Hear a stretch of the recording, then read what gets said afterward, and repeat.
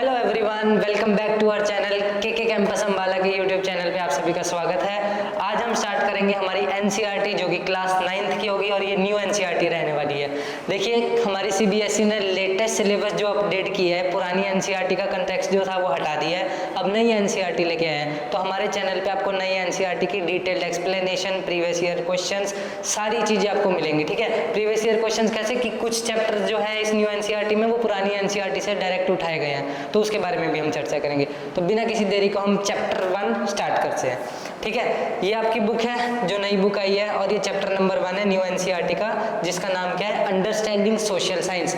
Chapter 1 का नाम क्या है, अंडरस्टैंडिंग सोशल साइंस। देखिए, आप अब क्लास 9th में आ गए हैं। क्लास 9th में आने के बाद काफ़ी सारे स्टूडेंट्स को रहता है कि यार हम सोशल साइंस क्यों पढ़ रहे हैं, पहले क्लासेस में तो रट्टा मार के आगे आ गए थे, सोशल साइंस पढ़ने की जरूरत क्या है। ये चैप्टर हमें बताएगा कि why we are here to study the social science. Okay, अब हम चलते हैं अपने चैप्टर पे आगे। देखिए, इंट्रोडक्शन देखते हैं हमारे चैप्टर का क्या है। As students enter in grade 9, जैसा कि आपको पता है आप क्लास 9th में आ चुके हैं, it is important to understand social science deeply. हम सभी के लिए बहुत ज़रूरी है कि हम सोशल साइंस को अच्छे से समझें कि ये सब्जेक्ट है क्या, पढ़ाया क्यों जाता है। Human beings live in societies and depend on environment. इंसान जो है सोसाइटी में रह रहा है और इन्वायरमेंट पे डिपेंडेंट है। बिना इन्वायरमेंट के हम कुछ भी नहीं कर सकते। ठीक है, इंस्टीट्यूशन एंड ट्रेडिशंस, अलग अलग इंस्टीट्यूशन है। इंस्टीट्यूशन कैसे, आपके गवर्नमेंट इंस्टीट्यूशन है, आपका जैसे पंचायत दफ्तर हो गया, आपका स्कूल हो गया, वो एजुकेशनल इंस्टीट्यूशन है। अलग अलग इंस्टीट्यूशन से हमने जो अपने इंटरेक्शन करे हुए हैं हम उसके साथ डिपेंडेंट है, क्योंकि ह्यूमन बींग क्या है, ह्यूमन बींग एक सोशल एनिमल है जो सोसाइटी से कनेक्टेड रहता है। एंड ट्रेडिशन, और हमारे रीति रिवाज, इंसानों के रीति रिवाज इस धरती में सबसे अलग है, सबसे अलग है। सारे कल्चर बिल्कुल अलग अलग है। ठीक है, अब हमें नेक्स्ट पॉइंट क्या देखना है, social science systematically studies society explaining why events occur and how interactions occur. Social science जो है वो इवेंट्स के बारे में चर्चा करती है, कैसे हमारी सोसाइटी में अलग अलग इवेंट्स ऑकर हो रहे हैं, किन किन ट्रेडिशंस को हम फॉलो कर रहे हैं। It examines how governments functions, ये बताती है कि जो सरकार है वो कैसे चल रही है, कैसे लोग विधानसभा में जाते हैं, कैसे लोग हमारे पार्लियामेंट में जाते हैं, उन सब चीज़ों के बारे में हमें इसमें देखना है। इकोनॉमीज ऑपरेट, अलग अलग देश की अर्थव्यवस्था है वो कैसे चलती है, इसके बारे में भी हम हमारी एसएसटी में पढ़ते हैं। अलग अलग सब्जेक्ट्स हैं, जैसे पॉलिटिकल साइंस में गवर्नमेंट के बारे में पढ़ेंगे, इकोनॉमिक्स के बारे में, इकोनॉमीज के बारे में इकोनॉमिक्स में पढ़ेंगे। और and the past shapes today, कि भाई हिस्ट्री क्यों पढ़ाई जाती है। बोलते हैं ना कि यार हिस्ट्री इतना बोरिंग सब्जेक्ट है, ये क्यों पढ़ा रहे हैं। हिस्ट्री इसीलिए पढ़ाई जाती है ताकि पास्ट में जो जो चीज़ें इंसानों से गलतियाँ हुई हैं उन गलतियों से सीख के हम फ्यूचर में वो मिस्टेक्स ना करें। ठीक है, अब आगे बढ़ते हैं। Social science in everyday life, हमारी रोजमर्रा की जिंदगी में जो हमारी सोशल साइंस है वो क्या रोल प्ले करती है उसके बारे में हमें देखना है। Daily life is full of social science, हमारी रोज की जिंदगी सोशल साइंस से भरी हुई है, एसएसटी से भरी हुई है। कैसे भरी हुई है, इन actions across the ordinary activities, अलग अलग कार्य हम जो करते हैं उसमें हमारे जितने भी एक्शंस हैं वो सभी इंक्लूड होते हैं, जैसे houses, food supply, roads, schools, electricity involves complex social processes. ये सारी की सारी चीज़ें हैं ना, इसमें बहुत कॉम्प्लेक्सिटी इन्वॉल्व होती है। कैसे इन्वॉल्व होती है, सब चीज़ें सोशल स्टडी से कहीं ना कहीं लिंक करती है। जैसे आप मानो आपको गवर्नमेंट का कोई काम है, सिविक से लिंक हो गया। आपको काम है कि यार बैंक जाना है, कुछ ना कुछ देखते हैं मेरे अकाउंट में कितना पैसा है और मैं क्या कहीं पे पैसे इन्वेस्ट कर सकता हूँ, इकोनॉमी से हमने रिलेट कर लिया। ज्योग्राफी से कि यार मेरा घर तो पहाड़ों में है, सामने बढ़िया सी नदी बह रही है और इधर अच्छे से सीनरी एक व्यू है। ठीक है, कई बोलते हैं कि मेरा घर तो यार रेगिस्तान में है। ये सारी चीज़ें किससे मैच होगी, ये सारी चीज़ें मैच होगी हमारी ज्योग्राफी से। ठीक है, तीनों चीज़ें हमने कर ली। हिस्ट्री कैसे कि यार मेरा ये घर है ना, यहाँ पे बहुत साल पहले कोई भगवान आए थे, जैसे उत्तर प्रदेश में होता है ना, हम बिल्कुल रिलेट कर लेते हैं हमारे हिंदुइज्म रिलीजन से। और जैसे सिखों के गुरुद्वारे होते हैं उनके बारे में भी हिस्ट्री हम पंजाब हिस्ट्री में पढ़ते हैं। तो जितने भी सोशल साइंस के इवेंट्स होते हैं हमारी डे टू डे लाइफ में, उसको हम क्या कर रहे हैं, डीपली स्टडी कर रहे हैं क्लास 9th की न्यू एनसीईआरटी में। ओके, अब even simple activities rely on governance. Simple activities हमारी छोटी छोटी एक्टिविटीज गवर्नेंस है। जैसे मान लो आपको अपना कास्ट सर्टिफिकेट बनवाना है तो आपको गवर्नेंस में किसकी हेल्प लेनी पड़ेगी, आपको जाना होगा कॉमन सर्विस सेंटर में और गवर्नमेंट के पोर्टल पर रजिस्टर करना होगा। और इकोनॉमिक प्रोडक्शन की यार पंजाब के अंदर या फिर हरियाणा के अंदर कि कोई अनाज है, गवर्नमेंट उसको बेच रही है और कोई अनाज की स्कीम से, जैसे में राशन कार्ड बने होते हैं ना, उस स्कीम से वो पहुंच रहा है, तो ये क्या हो गया, इकोनॉमिक इन्वॉल्वमेंट होगी यहाँ पे। And economic production, cooperation and environment. Cooperation से तो पूरा हिंदुस्तान चलता है, पूरे वर्ल्ड को हिंदुस्तान से बस यही प्रॉब्लम है कि ये इतनी अलग अलग जातियों के लोग एक साथ कैसे रह रहे हैं, स्पेशलिटी है हमारे इंडिया की। Okay, let's move forward. आगे क्या है, big questions beyond personal life. बहुत बड़े बड़े क्वेश्चन उठते हैं हमारे सामने कि यार हमारे रोजमर्रा की जिंदगी में ये एसएसटी क्यों आ रखी है, हमारे ऊपर क्यों थोप दी है, इसके बारे में देखेंगे। Why do some people lived in crowded cities while others inhabited scattered village. आपके दिमाग में क्वेश्चन आएगा कि यार अगर हम एसएसटी पढ़ रहे हैं तो कुछ क्वेश्चन तो आते हैं, तो ये क्वेश्चंस की लिस्ट है जो आपके सामने यहाँ पे हमने रख दी है। क्वेश्चन क्या है कि यार कुछ बंदे ऐसे होते हैं जो बिल्कुल मतलब छोटे से इलाके में क्राउडेड जगह में रह रहे हैं, जैसे मुंबई में धारावी, ठीक है, और आपने सेक्टर एरिया देखे होंगे, और कई इलाके ऐसे होते हैं जहाँ दूर दूर घर होता है, जैसे पहाड़ों में देखते हो ना, 2 पहाड़ पे, यहाँ पे सामने 2 पहाड़ है, 4-5 घर उधर है, हाँ ठीक है भाई 4-5 घर उधर है, सामने से नदी बह रही है, ठीक है। ऐसा क्यों होता है, ज्योग्राफी यहाँ पे क्या रोल प्ले करती है। क्वेश्चन नंबर 2, दूसरा क्वेश्चन क्या हमारे लिए राइज हो रहा है, why do different communities speak diverse languages and follow varying traditions. एक बात आपको बता दूं कि सोशल स्टडीज हमें क्या बताती है, how to live, how to present, how to maintain relations in the society, ठीक है। अब इसी के साथ आपको मैं बताऊं कि हम कल्चर की बात कर रहे हैं। इंडिया एक ऐसी कंट्री है, मैं हमेशा कहता हूं जिनको भी, जो भी मेरी क्लास अटेंड करते हैं, कि आप लोगों ने बहुत अच्छे कर्म करे होंगे लास्ट, आपका जो जन्म था ना पिछले जन्म में, कैसे, किस हिसाब से कि आपका इंडिया में जन्म हुआ है। इंडिया एक ऐसी कंट्री है जहाँ पे डाइवर्सिटी इतनी है और उतनी ही यूनिटी भी है, अलग अलग कल्चर के, कास्ट के, लैंग्वेजेस बोलने वाले पीपल यहाँ पे इकट्ठे रहते हैं, ठीक है। और इंडिया एक ऐसी प्लेस है जहाँ पे 30 किलोमीटर बाद लैंग्वेज चेंज होती है। ये सारी चीज़ें क्या है, ये क्वेश्चन हमारे जो राइज होते हैं ना, इनके हमें इस न्यू एनसीईआरटी में आंसर्स मिलेंगे। Okay, why do some regions depend on farming. कुछ रीजन्स ऐसे होते हैं कि भाई यहाँ पे तो फार्मिंग है, अच्छा यहाँ पे लोग क्या कर रहे हैं, लोग यहाँ पे कुछ ना कुछ उगा रहे हैं, कहीं पे चावल उगा रहे हैं। तुम बोलते हो कि यार मेरे घर के बाद मैं सेब का पेड़ क्यों नहीं उगा सकता, अच्छा मेरा मन कर रहा है मैं यहाँ पे एवोकाडो उगा सकता हूँ क्या। फिर तुम अपने माली से पूछते हो, फिर वो बताता है कि नहीं नहीं भाई, ये जो इलाका है ना, यहाँ पे ऐसे फ्रूट्स नहीं होते, ये कहाँ होते हैं, ठंडे इलाके में। अच्छा, तो यहाँ पे क्या रोल प्ले कर रहा है, ज्योग्राफी रोल प्ले कर रही है, ठीक है। While others emphasise industry and trade. कुछ इलाकों में आपने देखा होगा जहाँ पे इंडस्ट्री नहीं लग सकती, कैसे, प्लेटू भरे इलाके होते हैं ना जो हमारे ज्योग्राफी में, अलग अलग हमारे, जैसे इंडिया का डेक्कन प्लेटू है, वहाँ पे फैक्ट्री क्यों नहीं लग सकती, क्योंकि अनइवन लैंड है, प्लेन सरफेस नहीं है। हमारा नॉर्दर्न इंडिया कैसा है, प्लेन सरफेस है, और प्लेन सरफेस पे फैक्ट्री और ट्रेड वगैरह करना बहुत आसान होता है, और रोड्स बनाना आसान होता है, ठीक है। Next, how do governments make decisions that affect millions of people every day. कि यार सरकार ऐसा क्या कर रही है, कौन से डिसीजन ले रही है जो लाखों लोगों को रोज ही फायदा दे रहे हैं। हमने देखा है अलग अलग स्टेट्स में अलग अलग स्कीम्स चलती हैं, अलग अलग लोकल बॉडीज भी अपने अलग अलग विलेजेस में स्कीम्स बनाती हैं, ठीक है। इसी के साथ साथ अगर हम बात करें कि सेंट्रल गवर्नमेंट भी है, सबके लिए इकट्ठी स्कीम बनाएगी। जैसे आपने देखा होगा हमारी सेंट्रल गवर्नमेंट ने एक स्कीम बनाई है, आयुष्मान भारत योजना। तो हमारी गवर्नमेंट ऐसे सारी की सारी चीज़ें एक साथ कैसे कर रही है, ये सारी चीज़ें मैनेज होता है गवर्नेंस के सिस्टम से, जो कि हमारी पॉलिटिकल साइंस में पढ़ाया जाता है। ओके, अब आगे बढ़ते हैं। अगला क्वेश्चन क्या राइज होएगा, why are some regions more prone to floods. कि यार पूरे हमारे इंडिया में कुछ ऐसे इलाके हैं जहाँ तो हर बार बाढ़ आती है।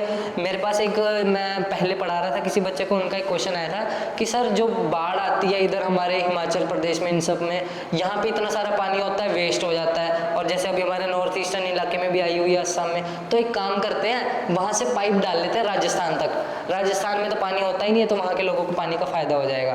तो ये जो अलग अलग सिचुएशन है ना, ये भी क्या हमें पढ़नी है, ज्योग्राफी के अंदर पढ़नी है। एंड अदर नेचुरल हैजार्ड्स, कुछ ऐसे इलाके हैं जहाँ पे अलग अलग प्राकृतिक आपदाएं आती रहती है। जैसे देखते हो ना, पहाड़ों में घूमने तो जाते हैं, जब वहाँ के डेंजरस सीन्स आप देखते हो कि भाई क्लाउड बर्स्ट हो गया, बादल फट गया, तब आपको लगता है नहीं बस घूमने ही जाओ और उसके बाद वापस आ जाओ, क्योंकि रेजिडेंस वहाँ पे बनाना हमारे लिए सूटेबल नहीं है। बहुत लोग वहाँ रह रहे हैं, वो वहीं के ही चैलेंजेस को फेस कर रहे हैं, हम अपने चैलेंजेस फेस कर रहे हैं। ये क्या है, ये भी ज्योग्राफी से लिंक्ड है। Next, why does agricultural flourish in some areas but struggle in others nearby। Agriculture जो है किसी किसी इलाकों में तो बहुत अच्छा है, देखा ना, जैसे अगर हम इंडिया का एग्जांपल ले तो हम पंजाब का एग्जांपल लेते हैं कि पंजाब की धरती और हमारे हरियाणा की और कुछ उत्तर प्रदेश की नॉर्दर्न इलाके की जो भी धरती है, गंगेटिक प्लेन्स है जिसको हम बात करते हैं, गंगेटिक्स और इधर इंडस ब्रह्मपुत्र प्लेन्स दोनों तरफ, यहाँ पे कोई भी क्रॉप उगा लो उग जाएगी, है ना। और कई इलाके ऐसे जहाँ पे आप जितनी मर्जी खाद डाल लो, जितना मर्जी आप उनको सीड्स कहते हैं ना, फर्टिलाइजर वगैरह सब दे के अच्छे से उसकी प्रोडक्शन कर लो, वाटरिंग दे के, नहीं हो पाती। क्यों नहीं हो पाती? ये भी लैंड की वजह से और ये भी ज्योग्राफी से लिंक्ड है। Okay, how does climate change influence people's livelihood? Climate change देखा ना, कभी बारिश आ गई फिर उसके बाद एकदम से धूप निकल गई, कई जगह पे इसी कंडीशंस के चक्कर में लोग बीमार भी हो जाते हैं, क्योंकि ये क्लाइमेट जो है ये ह्यूमन लाइफ पे क्या करता है, पूरा अपना इंटरेक्शन डालता है। Health and local environments, society shaped by history, geography, institutions, resources and human choices. जितने भी क्वेश्चन राइज हुए थे उसके बारे में हमने चर्चा कर लिया है, और ये हमारे जो क्वेश्चन आपकी एनसीईआरटी खोलने के बाद आपके माइंड में आते हैं वो सारे क्वेश्चन यहाँ पे लिखे हुए हैं। So let's move forward. अब एक्टिविटी है, हमारी स्लाइड में हमने कुछ एक्टिविटी भी इन्वॉल्व करी है कि आप भी अपनी क्रिटिकल थिंकिंग करें कि जिस बारे में हम पढ़ रहे हैं क्या वो है, क्योंकि एक लॉजिक के साथ चलना बहुत जरूरी होता है, ठीक है। Observe a change in your locality over the last 5 years in any area. मान लो आप किसी भी जगह पे रह रहे हो, आप दिल्ली में रह रहे हो, आप पंजाब में रह रहे हो, आप मध्य प्रदेश में रह रहे हो, पिछले 5 साल में आपके इलाके में क्या क्या चेंजेस हुआ है, क्या आप उसकी लिस्ट बना सकते हो? हमारी एनसीईआरटी में पूछा गया है, अगर आप बना सकते हो तो बहुत अच्छा है, आप अवेयर हो, इसका मतलब आप सोशल साइंस को बहुत अच्छे से समझ सकते हो, आपको रट्टा मारने की जरूरत नहीं है, ठीक है। ये पूरा सब्जेक्ट लॉजिक बेस्ड का है, if you can see you can process you can study, ठीक है। डिस्कस इन ग्रुप्स, आपके ग्रुप बने होते हैं, जो अलग अलग बातें आप ग्रुप में करते हो उसमें ये भी कर लिया करो। Discuss in groups what the earlier situation was and what has change, कि यार 5-6 साल पहले तो मेरे घर के सामने सब सुनसान रहता था, कोई भी नहीं आता था, अब क्या पूरी कॉलोनी भर गई है और गाड़ी खड़ी करने की भी जगह नहीं है। ये क्या है, टाइम टू टाइम ह्यूमन ने डेवलपमेंट करी है उस इलाके में, ठीक है। Analyse causes effects on people's lives and prepare concise group report. आप इस सब चीज़ों को एनालाइज करो, अलग अलग लोगों के, आपके जितने भी दोस्त हैं उनके व्यू पॉइंट्स नोट करो और ये रिपोर्ट सबमिट करवाओ अपने मैम के पास, नहीं तो कमेंट सेक्शन में भी करवा सकते हो, हम भी आपको रिप्लाई देंगे। ओके, नेक्स्ट साइड क्या है, understanding society through time and tradition. अब हमें क्या करना है, हमारी सोसाइटी को देखना है, हमारे समाज में समय के साथ साथ क्या क्या चीज़ें बदली हैं, क्या क्या लोगों ने ट्रेडिशंस अपनाए हैं, क्या पुराने ट्रेडिशंस भी आ जाए या चेंज हुए हैं, उसके बारे में देखना है, ठीक है। देखो 4 सिचुएशन लिखी हुई है यहाँ पे, चारों को स्टार्टिंग से हम देखते हैं। Early humans depended on nature and gradually learn agriculture and animal domestication. ये सिंपली क्या है, आपने देखा होगा पुराने टाइप के जितने भी लोग होते हैं उनको एग्रीकल्चर का काम जितना मर्जी करा लो, क्योंकि एक बात याद रखना, 1947 में अगर हम इंडिया का एग्जांपल लें, 1947 में इंडिया जब इंडिपेंडेंट हुआ था ना, तब हमारे 70% इंडियंस के पास जो ऑक्यूपेशन थी वो सिर्फ और सिर्फ एग्रीकल्चर थी, क्योंकि दूसरी तरफ इंडियंस इलिटरेट भी थे। 30% जो लिटरेट थे उन्होंने क्या किया, वो हमारी गवर्नेंस को प्लान करने में आगे चले गए और हमारे पार्लियामेंट सिस्टम में इन्वॉल्व हो गए। पुराने जितने भी लोग हैं उन सबको एग्रीकल्चर का अच्छे से ज्ञान होता है, ठीक है। अब दूसरी चीज़, villages Guru into towns and cities. धीरे धीरे क्या हुआ, आप देख रहे होगे आपके घर के आसपास पहले बहुत सारे खेत होते थे भाई, अब सब कट कट के क्या फ्लैट्स बन रहे हैं, बिल्डिंग्स बन रही है, कॉलोनीज बन रही है। क्यों बन रही है? क्योंकि टाइम के साथ ह्यूमन इवॉल्व हो रहा है। Villages Guru into towns and cities through inventions, new ideas and cultural changes. पहले बैठे रहते थे लाइट आएगी लाइट आएगी लाइट आएगी काम करेंगे, अब आपके पास अलग अलग सोर्सेज आ चुके हैं, आप इन्वर्टर लगवा सकते हो, आप सोलर पैनल्स लगवा सकते हो, you can produce electricity by your own, okay. अब थर्ड क्या है condition, India's knowledge traditions values questioning. India की जो नॉलेज है और इंडिया की जो ट्रेडिशन है वो क्या कर रहे हैं, एंटायर वर्ल्ड में क्वेश्चनिंग पैदा कर रहे हैं। कैसे पैदा कर रहे हैं? Discussion and logical reasoning across generations. Generation के साथ साथ लगभग 80 ईयर्स हमें हो गए हैं इंडिपेंडेंट हुए, हमने अपने आप को कहाँ से कहाँ लेके जा चुके हैं, है ना। और हमारे साथ ही एक और देश भी आज़ाद हुआ था, आपने देखा, आज़ाद नहीं हुआ था, क्रिएट हुआ था, और वो भी हमने किया था, पाकिस्तान। आप 80 ईयर्स का पाकिस्तान का स्टेटस भी देख सकते हो, आप इंडिया का भी देख सकते हो। You are intelligent. और पंचमहाभूतास, ये क्या है, describes 5 elements and shows the environment's influence on social life. ये क्या बता रही है, ये 5 एलिमेंट के बारे में बता रही है, वो आगे आएगा हमारे पास, हम उसके बारे में चर्चा करेंगे। 5 एलिमेंट जो है वो ह्यूमन लाइफ की, ह्यूमन की सोशल लाइफ को पूरा का पूरा फ्रेम करके रखते हैं, वो क्या है आगे देखेंगे, ठीक है। नेक्स्ट, वसुधैव कुटुंबकम। आपको याद है, अभी तो आप 9th क्लास में आ गए, जब आप 6th या 7th क्लास में होंगे तब हमारे इंडिया में एक G20 नाम की समिट चली थी। G20 नाम की समिट में क्या था, पूरे वर्ल्ड का जो ग्रुप ऑफ 20 नेशंस थे वो सारे के सारे मेन लीडर जो थे ना, उनके प्रेसिडेंट, प्राइम मिनिस्टर सब इंडिया में आए थे। इंडिया में कहाँ, भारत मंडपम में, और वहाँ पे आके उन्होंने मीट करी थी ग्लोबल लेवल की जो उनकी होती है, ठीक है। हमने इंडिया ने एक वहाँ एक मोटो दिया था, एक मोटो होता है ना जैसे हर एक चीज़ का, जैसे मान लो आपके स्कूल में एनुअल फंक्शन होता है, तो एनुअल फंक्शन का भी एक मोटो होता है, जैसे मान लो यूनाइटिंग टुगेदर, ऐसा कुछ मोटो हो गया। तो इंडिया ने G20 के अंदर वो क्या लोगो दिया था, वसुधैव कुटुंबकम। वसुधैव कुटुंबकम का मतलब क्या है, whole world into a small village and a entire love family, जैसे one earth, one family, one generation and one future. Okay, Vasudhaiv Kutumbakam expresses human interconnectedness across regions, cultures and global exchange. वसुधैव कुटुंबकम क्या कह रहा है, ये कह रहा है कि एंटायर वर्ल्ड में जितनी भी अलग अलग ट्रेडिशंस फॉलो होते हैं, अलग अलग रीजन मतलब अलग अलग इलाके हैं, और अलग अलग क्लाइमेटिक कंडीशन पे जैसे भी लोग रह रहे हैं, सब क्या हो, मिलकर काम करें और सब इकट्ठे आगे बढ़े। जैसे कि इसकी एक टैगलाइन भी थी, वन अर्थ, एक धरती है, वन फैमिली, एक सब लोगों की एक परिवार बना हुआ है, और वन फ्यूचर मतलब कि सब आगे बढ़ेंगे एक साथ, ठीक है। और ये हमारे प्रधानमंत्री नरेंद्र मोदी ने भी यही मोटो आगे फॉलो किया था, और अब हम इसको अपनी न्यू NCERT में भी पढ़ रहे हैं, ठीक है। अर्थशास्त्र linked the political authority with public welfare and systematic governance thinking. अर्थशास्त्र क्या है, आपने कौटिल्य का नाम सुना होगा, ठीक है। पॉलिटिकल साइंस में सबसे मेन फेमस साइंटिस्ट और फेमस पॉलिटिकल बुक अगर हम बात करें तो अर्थशास्त्र को हम कंसीडर करते हैं, और कौटिल्य हमारे क्या है, फेमस साइंटिस्ट है, पॉलिटिकल साइंटिस्ट, ठीक है। Modern social science builds on this legacy.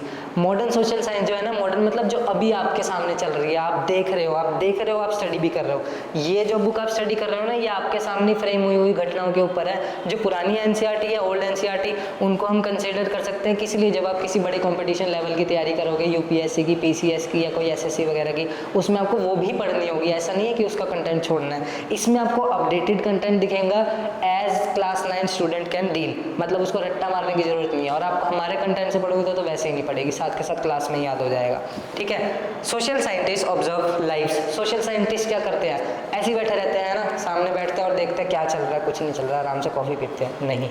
Social scientist क्या करते हैं, वो ऑब्जर्व करते हैं अलग अलग जिंदगियों को, अलग अलग लाइफ्स को, अलग अलग इलाके में कैसे लोग सर्वाइव कर रहे हैं, किस क्लाइमेटिक कंडीशन पे रह रहे हैं, ठीक है। कंडक्ट सर्वेस, अलग अलग सर्वे कंडक्ट करवाते हैं वो, कि अच्छा ठीक है एक बार जाके देखते हैं हिमाचल प्रदेश में लोग क्या कर रहे हैं। अभी आप देख रहे हो जैसे बारिशों का मौसम चल रहा है, मानसून चल रहा है, तो अलग अलग जगह पे हमारी NDRF और SDRF है ना, जो नेशनल डिजास्टर फोर्स है, टास्क फोर्स, वो क्या कर रही है, जाके अपनी मॉक ड्राइव कर रही है, बिल्कुल टेस्ट कर रहा है कि अगर कोई ऐसी अनइवन सिचुएशन आ गई तो हम क्या करेंगे, कैसे लोगों की हेल्प करेंगे वहाँ पे, ठीक है। तो और ये क्या करती है, एग्जामिन करती है डॉक्यूमेंट्स को एंड कंपेयर प्लेसेस, और अलग अलग प्लेसेस को कंपेयर करने के बाद उनकी एक चार्ज शीट बनाते हैं, और चार्ज शीट को पढ़ते हैं और देखते हैं कि किन दो एरियाज में किस चीज़ की कमी है, और क्या दूसरे एरिया में उस चीज़ की कमी को हम पूरा कर सकते हैं कि नहीं। अब हम नेक्स्ट स्लाइड पे बढ़ते हैं, ठीक है। अब सोशल साइंस है द स्टडी ऑफ डिसिप्लिन। आपके जो सिलेबस है ये new education policy, national education policy 2020 जो आई थी 2020, उसके तहत बना हुआ है, ठीक है। इसमें 4 डिसिप्लिन आते हैं सोशल साइंसेस के अंदर। डिसिप्लिन ये नहीं है कि भाई पता नहीं क्या दे दिया बहुत बढ़िया, नहीं। डिसिप्लिन का मतलब है इसके अंदर 4 मेन सब्जेक्ट्स हैं जो हमें डिटेल में पढ़ने आगे जाके, ठीक है। जैसे आपकी बुक का नाम है ना, understanding society India and beyond. India और इंडिया के आसपास अलग नज़रिए से देखना इंडिया को, क्या है इंडिया में।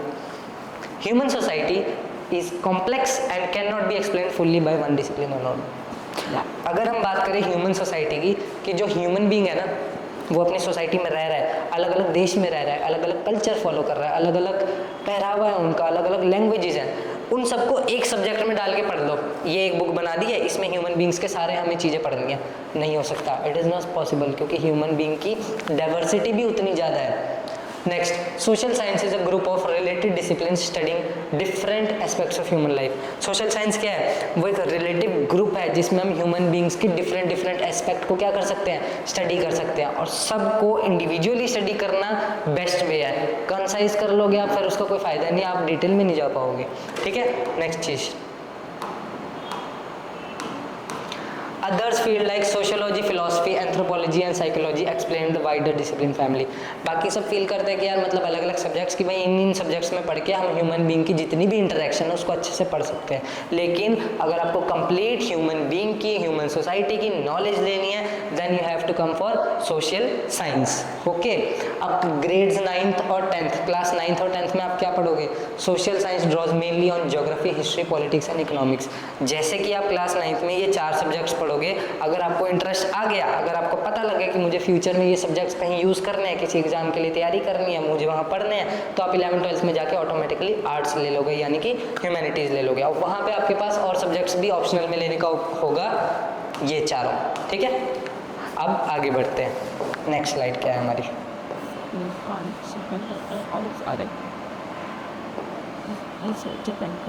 देखो the four discipline in detail. अब जो हमने चारों डिसिप्लिन देखे हैं हमारे ज्योग्राफी के, पॉलिटी के, इकोनॉमिक्स के और हिस्ट्री के, इन चारों को हम डिटेल में देखेंगे कि भाई ये है क्या, इनकी सिग्निफिकेंस क्या है। ठीक है, सबसे पहला हम बात करेंगे किसकी? ज्योग्राफी की। ज्योग्राफी को हिंदी में क्या कहते हैं? भूगोल कहते हैं। आपको पता ही होगा, अगर आप हिंदी मीडियम के हैं तो थोड़ा अपडेट रहिए कि इंग्लिश उसकी टर्म ट्रांसलेशन क्या होगी। Geography studies location, distribution and relationship between people and places. Geography क्या बताती है? लोकेशंस के बारे में बताती है, अलग अलग लोकेशंस कैसी है, क्या है। आपको प्रकृति में जो चीज़ नज़र आ रही है जो हमने नहीं बनाई है, हमने तो कुछ बनाया नहीं, हमने तो थिंग्स बनाई है अलग अलग, जैसे टेबल हो गया, फैन हो गया। अगर आपको इन्वायरमेंट में, खुले में आपको जो भी नज़र आ रहा है, पहाड़ नज़र आ रहे हैं, नदियाँ नज़र आ रही है, अलग अलग आपको पहाड़ों पे कहते हैं ना वो रिजेस बने हुए हैं, वो सब नज़र आ रहे हैं, वो सब जो नेचर ने बनाया है वो सब हम किस में स्टडी करते हैं? हम ज्योग्राफी में स्टडी करते हैं। ठीक है, और relationship between peoples and places. देखते हो ना कई कई जगह पे क्या होता है, कई कई जगह पे लोगों का ज्योग्राफिकल सिग्निफिकेंस इतना अच्छा होता है कि वो अपने रिलेशन भी ज्योग्राफी के हिसाब से बनाते हैं। जैसे पहाड़ के लोगों को पहाड़ के लोगों से रिलेशन बनाना बहुत अच्छा होता है। ठीक है, it examines earth physical features. Earth के जितने भी फिजिकल फीचर्स है ये उसको एग्जामिन करता है। कैसे? फिजिकल फीचर्स कौन से होते हैं? Physical features are manmade features? No, physical features are known as natural features. जैसे कि हमारी रिवर हो गई, माउंटेन्स हो गया, प्लेन्स हो गए, प्लेटो हो गए, डेजर्ट हो गए। ठीक है, इन सब चीज़ों के बारे में हम किस में पढ़ेंगे? ज्योग्राफी के अंदर। Together with human communities and there interaction. अब ह्यूमन कम्युनिटीज़ भी उतना ही ज़्यादा रोल प्ले करती है।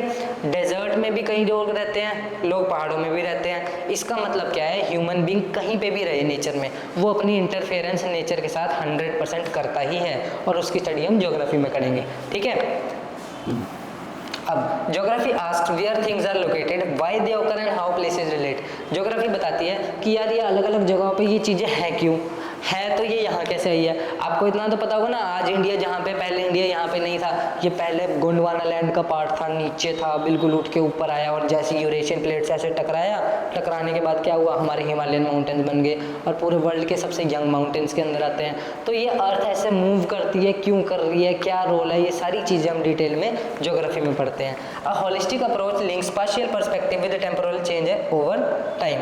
ठीक है, next, Geography draws on natural sciences like physics, chemistry, biology and explanations.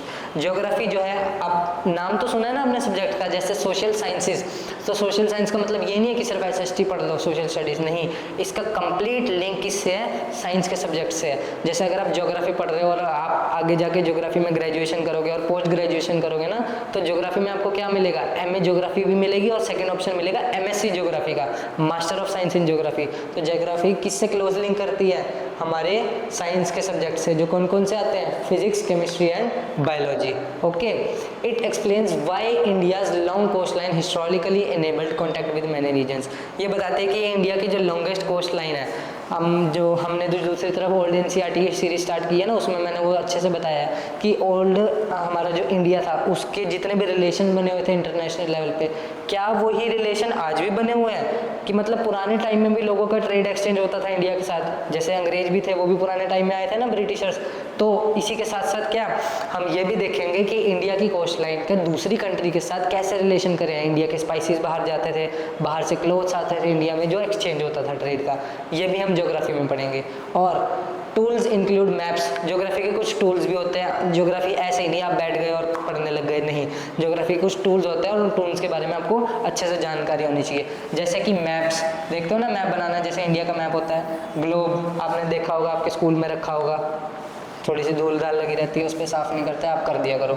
और एटलस, एटलस क्या होता है? एटलस वो बुक होती है जिस बुक के अंदर क्या होता है? मैप होता है। जैसे बुक खोलते हो पूरी बुक में मैप होता है, सदर्न एशिया का, ईस्टर्न एशिया का, सारा मैप, मतलब पूरे वर्ल्ड का। एक सिंपल सी बात बताऊं, एक आपका ग्लोब है जिसको ऐसे करके घुमा रहे हो, उसी ग्लोब को अगर पेजेस में काट काट के रख दोगे ना तो वो बुक बन जाएगी। कौन सी बुक? एटलस, ठीक है। जीआईएस सिस्टम क्या होते हैं? Geographical informative system. ये सिस्टम किस में यूज़ होते हैं? हमारी ड्रोन टेक्नोलॉजी में, रिमोट सेंसिंग में। ये आप जब ग्रेजुएशन में जाओगे आपको तब पढ़ने को मिलेगा। देन इन्फोग्राफिक्स होते हैं और इंस्ट्रूमेंट्स होते हैं। ये सब ज्योग्राफी के लैब की चीज़ें, अगर आपको नज़र भी आ जाए तो छेड़ना मत जब तक नॉलेज ना हो, ठीक है। Upcoming topics cover landforms. आने वाले टॉपिक्स में हम किसके बारे में बात करेंगे? लैंडफॉर्म्स की। अलग अलग जगह पे अलग अलग लैंडफॉर्म्स कैसे बनती है भाई, पहाड़ कैसे आ गए, एकदम से पहाड़ से 40 किलोमीटर आगे गए प्लेन एरिया आ गया, फिर 50-60 किलोमीटर आगे फिर थोड़ा सा पहाड़ आ गया, ये कैसे जनरेट होता है, इसके बारे में भी हम ज्योग्राफी में बात करेंगे, ठीक है। Biomes, regional life and geospatial technologies. Okay, let's move forward. Okay, अब हमारे सेकंड डिसिप्लिन है जिसका नाम क्या है? हिस्ट्री। हिस्ट्री के बारे में पढ़ते हैं। हिस्ट्री का नाम सुन के ही आपको लगता है कि यार फिर बोरिंग चीज़ स्टार्ट होगी, नहीं, हिस्ट्री को पढ़ना बहुत ज़रूरी है। जो पास्ट में मिस्टेक्स हुई हैं उस मिस्टेक्स को हम फ्यूचर में कंसीडर ना करें, इसीलिए हिस्ट्री पढ़ाई जाती है। और बहुत अच्छे से पढ़ोगे तो कोई मुश्किल नहीं है, कुछ रट्टा मारने की जरूरत नहीं है। अपनी लॉजिकल थिंकिंग जो है ना उसको स्टार्ट करो, एसएसटी अपने आप हो जाएगी ऑटोमेटिकली। हिस्ट्री में क्या हम देखते हैं? History studies the human past to understand experiences, values and social change. इसमें हम देखते हैं कि इंडिया में और पूरे वर्ल्ड में जो ह्यूमन बीइंग है वो कैसे इवॉल्व हुआ है, पुराने टाइम में वो क्या क्या काम करता था, आज कैसे डेवलप हो गया है, ओके। और इतिहास पुराण हम देखते हैं, उन सब चीज़ों में हमारी जितनी भी कल्चर्स बताई गई है, स्टोरीज बताई गई है, उनकी सिग्निफिकेंस क्या आज भी है।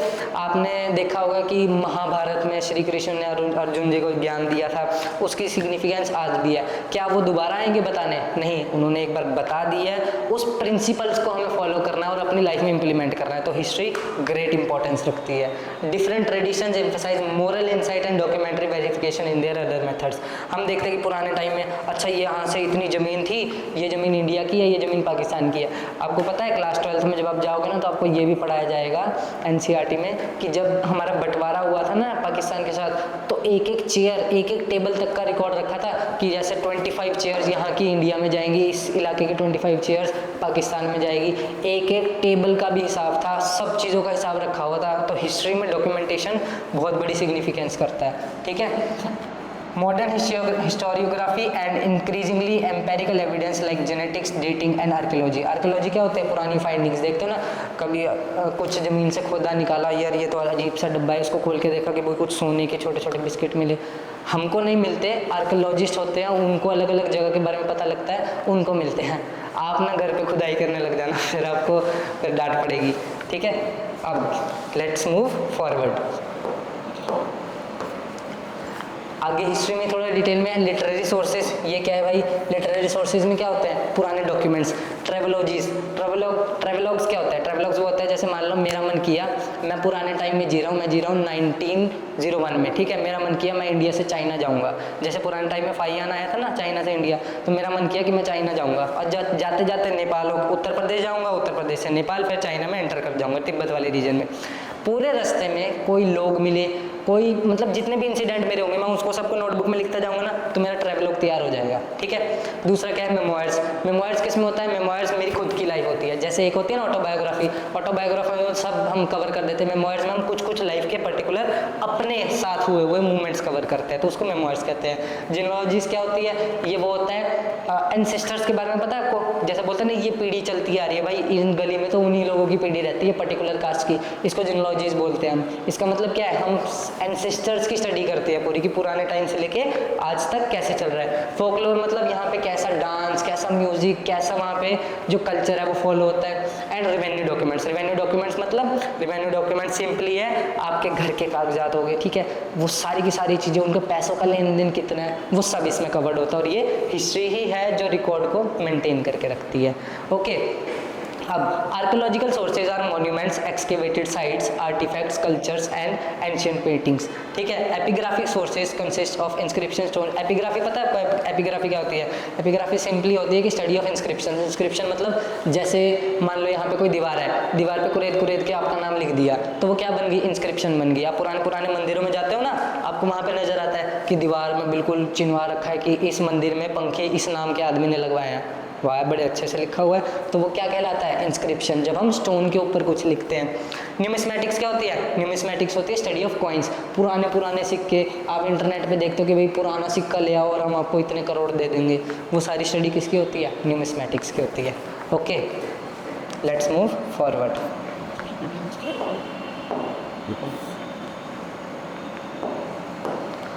The 4 discipline in detail. अब नंबर 3 आ चुका है जिसका मतलब क्या है? Political science. पॉलिटिकल साइंस के बारे में पढ़ेंगे, सबका favourite. Political science studies governance, power distribution and decision making processes with in societies and states. एक स्टेट के अंदर, एक सोसाइटी के अंदर कैसे लोग डिसीजन लेंगे, कैसे लोग अपने लीडर को चुनेंगे, कैसे वहाँ का प्रशासन चलेगा, क्या अलग अलग मुद्दों पे कौन कौन बहस करेगा, सब चीज़ें किस में कवर होती है? पॉलिटिकल साइंस में कवर होती हैं। Okay, next, it examines constitutions. अलग अलग देशों के कॉन्स्टिट्यूशंस को एग्जामिन करता है। आपको एक बात बताऊं, हमारी इंडिया का जब कॉन्स्टिट्यूशन बना था ना, द कॉन्स्टिट्यूशन ऑफ इंडिया, इसको बनाते टाइम में 163 कंट्रीज का कॉन्स्टिट्यूशन निकाल के बाहर रखा गया, जिसमें से डिटेल स्टडी 63 कॉन्स्टिट्यूशन की हुई और वहां का डाटा उठा के इंडियन कॉन्स्टिट्यूशन बनाया गया है, जो पूरे वर्ल्ड का सबसे लार्जेस्ट कॉन्स्टिट्यूशन है। ठीक है, और father of Indian constitution I think आपको पता होगा, डॉक्टर BR अम्बेडकर, भीमराव अम्बेडकर जी। ठीक है, अलग अलग state institutions, social movements and foreign policy choices. हम देखते हैं फॉरेन पॉलिसी क्या होता है? फॉरेन पॉलिसी सबसे एक मेन सब्जेक्ट होता है। अब तो इंटरनेशनल रिलेशन भी बोला जाता है और इसके लिए अलग ग्रेजुएशन भी होती है अलग से। ठीक है, फॉरेन पॉलिसी मतलब एक देश दूसरे देश के साथ कैसे लिंक करेगा। ठीक है, let's move forward. India's panchayati raj system. Panchayati raj क्या होता है? सबसे नीचे पंचायत होती है, पंचायत के ऊपर हमारा विधानसभा होती है जहाँ पे चीफ मिनिस्टर बैठता है, स्टेट लेजिस्लेटिव असेंबली बोलते हैं जिसको, और उसके ऊपर कौन होता है? उसके ऊपर हमारी सेंट्रल गवर्नमेंट होती है, जो पार्लियामेंट और prime minister and council of ministers. ठीक है, पंचायती राज के बारे में देखेंगे, ग्रास रूट्स डेमोक्रेसी कि डेमोक्रेसी के अंदर पंचायत क्या रोल प्ले करती है। आप कभी अपने सरपंच से मिले होगे, आपने अपने सरपंच को देखा होगा वो काम करता है कि नहीं करता, आप लिस्ट बना के ले जाओ उनके पास कि सर ये काम कर दो, अब वो करे ना करे वो आपके उससे लिंक कैसे बनाओ उस हिसाब पे डिपेंड करता है। लेकिन जो पंचायती राज सिस्टम है वो डेमोक्रेसी में बहुत बड़ा रोल प्ले करता है। पहले नहीं था, हमारी जब इंडिपेंडेंस हुई थी बाद में ऐड किया गया है इसको। Giving citizens local voice and development. Citizens को लोकल वॉइस मिल सकती है। आप अपने, अगर आपके विलेज के अंदर आपकी अच्छी पर्सनैलिटी है, आप अच्छे से लोगों से बात कर सकते हो, लोगों को आपसे बात करना अच्छा लगता है, तो आप भी वहाँ पे इलेक्शन लड़ सकते हो पंचायत के। ठीक है, पढ़ाई छोड़ के इलेक्शन मत लड़ना, अभी पढ़ो। Ancient Indian thought linked politics with drama, अर्थ, राजधानी एंड ड्यूटीज। देखो अलग अलग चीज़ें जितनी भी है ना, इसमें क्या है, हमारे एंशिएंट इंडियन थॉट, पुराने एंशिएंट थॉट कौन से हो गए? वेस्टर्न हो गए, एरिस्टोटल, प्लेटो, ठीक है, ये सब हो गए, मिशेवली वगैरह। इंडिया में कौन थे? इंडिया के हमारे महात्मा गांधी, जवाहरलाल नेहरू और कौटिल्य वगैरह। इन सब के बारे में हम कब पढ़ते हैं? पॉलिटिकल साइंस के अंदर पढ़ते हैं। ठीक है, अब आगे चलते हैं। नेक्स्ट स्लाइड क्या है, इसी के बारे में हमें देखना है। पुराने वेद जितने भी थे, उपनिषद। अच्छा, वेद और उपनिषद क्या है? बिल्कुल वो नहीं है कि भाई हमने धर्म ग्रंथ खोले यहाँ पे। वेद इतना बड़ा होता है, वेद की जैसे आप सिंपल देखो, आपके पास मैथ्स की या साइंस की गाइड होगी इतनी मोटी, ठीक है, उसको पढ़ने के लिए एग्जाम आ गया, अब इतनी मोटी तो पढ़ोगे नहीं आप, छोटी सी आप एग्जाम आइडिया बुक ले लोगे, तो बस वेद क्या है, वेद इतनी बड़ी गाइड है और उपनिषद उसकी छोटी सी बुक है। मतलब इतने बड़े वेद को उपनिषद के नाम पे ऐसा इसीलिए बुलाते हैं कि वो एक छोटी सी एक्सप्लेनेशन है कि पूरे वेद में क्या लिखा हुआ है। और हम इसी के साथ क्या देखेंगे, पुराण, जस्टिस, अथॉरिटी, लोगों को न्याय कैसे मिला, लोगों ने पावर कैसे ली, एंड सोशल ऑर्डर थीम्स कि पूरे की पूरी सोसाइटी में लोगों ने अपना ऑर्डर स्थापित करने में क्या क्या स्ट्रगल किया। अच्छा, ये चारों सब्जेक्ट जो पढ़ेंगे ना हम, चारों discipline, history, political science, economic, geography, चारों इंटरलिंक्ड है, इसको इसी हिसाब से पढ़ना है। ऐसे मत समझना कि यार वहाँ तो हिस्ट्री की बात होती थी, पॉलिटिकल साइंस में भी हिस्ट्री आ गई, नहीं, सब इंटरलिंक्ड है। अर्थशास्त्र के बारे में भी मैंने आपको बताया, एडमिनिस्ट्रेशन में यूज होता है, कौटिल्य ने बनाया था, और पूरे वर्ल्ड की हम क्या कंसीडर करते हैं, best political book. Okay, taxation and rules, duties toward public welfare, कि हमारी एक इंसान की सोसाइटी में क्या जिम्मेदारी बनती है। एक इंसान बस इतना ही सोचता है कि हम अपना अपना कर ले, नहीं, हमारे को एसएसटी सिखाती है कि हम अपने अलावा सोसाइटी के बारे में भी सोचें, क्योंकि ह्यूमन बीइंग के अंदर वो कैपेबिलिटी है, बट करते नहीं है ना। So let's move forward. Indian political thought treated power as a responsibility linked to economies and morality. Topics ahead include, आगे आने वाले टाइम पे आपको डेमोक्रेसी पढ़ने को मिलेगी, इलेक्शंस पढ़ने को मिलेंगे, सिविल सोसाइटी मतलब आम जनता कैसे समाज में रहती है, गवर्नेंस मतलब राज प्रशासन कैसे चलता है, और नेशनल सिक्योरिटी मतलब एक देश की सिक्योरिटी कैसे बना के रखनी है, वो वहाँ के लोगों पे डिपेंड होते हैं कि वो वहाँ का कैसा लीडर चुनते हैं। ठीक है, जैसे आपने सुना होगा ना कि किसी किसी देश में मोनार्क होते हैं और किसी किसी देश में कौन होते हैं,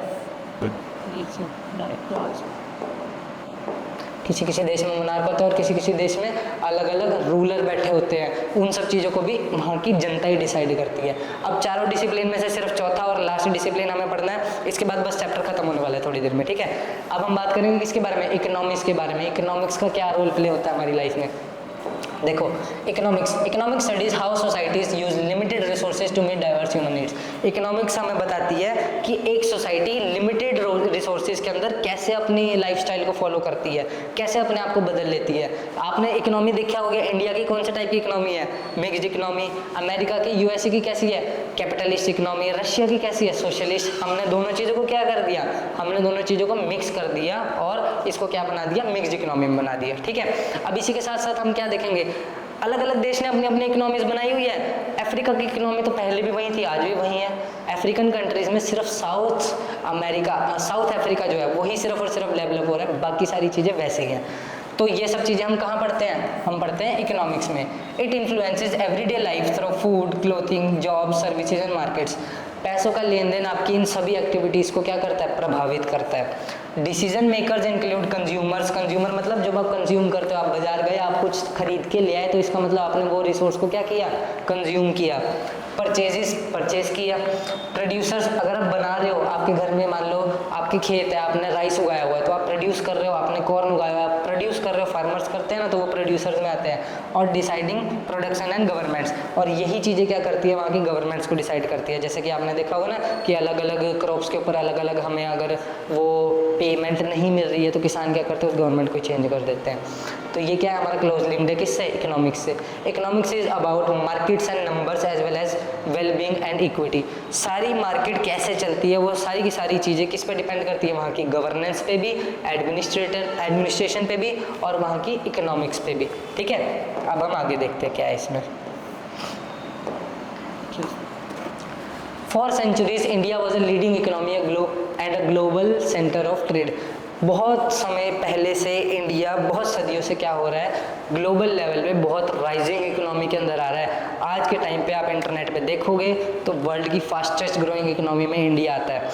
यूएसए क्यों नहीं आता भाई, यूरोप क्यों नहीं आता भाई, क्योंकि वो डेवलप हो चुके हैं। अब बारी हमारी है, तो इंडिया जो है फास्टिंग ग्रोइंग इकोनॉमी में आता है। ठीक है, colonial rule distracted industries. Colonial rule मतलब, कॉलोनी का मतलब क्या होता है, आपके घर वाली कॉलोनी नहीं। कॉलोनियल रूल के बारे में जब आप सुनोगे ना, इसका मतलब क्या होता है, कॉलोनियल रूल जो ब्रिटिशर्स ने आके हम पे कब्जा किया था। अच्छा, वो कॉलोनी क्यों बुलाते थे, वो इसलिए बुलाते थे कि एक कॉलोनाइजर होता है ना, जो आपकी कॉलोनी का हेड, वो क्या करता है, वो पूरी कॉलोनी का हेड होता है, लेकिन आपके घर के हेड तो आप ही होगे ना। ब्रिटिशर्स ने इसी चीज़ को यूज़ किया, उन्होंने बोला इंडिया हमारा डायरेक्ट रूल नहीं है, इंडिया बस हमारी कॉलोनी है, वहाँ के लोग तो अपने अपना रह रहे हैं, हम बस उनके ऊपर देख रहे हैं कि वो अपनी कैसे daily life to life activities कर रहे हैं। तो उन्होंने ये वर्ड यूज़ किया था, कॉलोनियल रूल डिस्ट्रक्टेड इंडस्ट्रीज। जब से कॉलोनियल रूल आया, उन्होंने हमारी सारी इंडस्ट्रीज तबाह करके रख दी। कॉज पॉवर्टी, हमारे देश में गरीबी आ गई। फेमाइंस, भूखमरी छा गई। ठीक है, एंड इकोनॉमीज डिक्लाइन, और हमारी जितनी भी अर्थव्यवस्था थी सब खत्म हो गई थी, अब बेटर है। आप लोग भी पढ़ोगे, अपना योगदान दोगे तो और ऊपर जाएगी।